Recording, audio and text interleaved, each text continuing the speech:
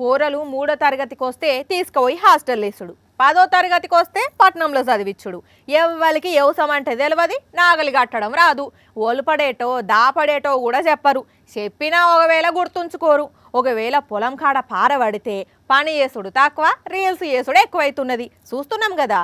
అయితే ఈడ మాత్రం ఒక చెల్లె పెద్ద పెద్ద రైతన్నలకు ధీటుగా వ్యవసాయం చేస్తున్నది. వారే చూసినారులా చెల్లె వ్యవసం సాలు ఇరువాలు ఏదైనా అరక గట్టిందంటే అంతే అయిపోవాల్సిందే. ఎద్దుల కంటే వడిగా అడుగులు పడాల్సిందే. వ్యవసాయానికి ఆగ దుక్కి రెడీ అవ్వాల్సిందే. చూడరాదుండ్రి ఎంత రువ్వడిగా నాగలి దున్నుతున్నదో. దుక్కిల నడువొస్తలేదని అడుగులు చిన్నగేస్తలేదు. అరక ఎంత స్పీడ్గా పోతే అంతే స్పీడులా గడ్డ పోకుండా సూపర్గా దున్నుతున్నది.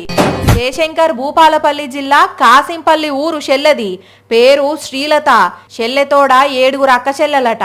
అయితే అందరూ లేడీస్ అయ్యేసరికి తండ్రికి వ్యవసాయంలో హెల్ప్ చేసేటోళ్ళు లేకుండేసరికి, నాయనా నీకు తోడుగా నేనున్నా, మగ పిల్లగానికంటే ఎక్కువ పని చేస్తానని నాయనకు ఇంకో పని అప్పచెప్పి చెల్లె విత్తనాలకు నాగలి దున్నుడు దగ్గర నుంచి షురూ చేస్తే బురద పొలం కూడా దున్నుతున్నది.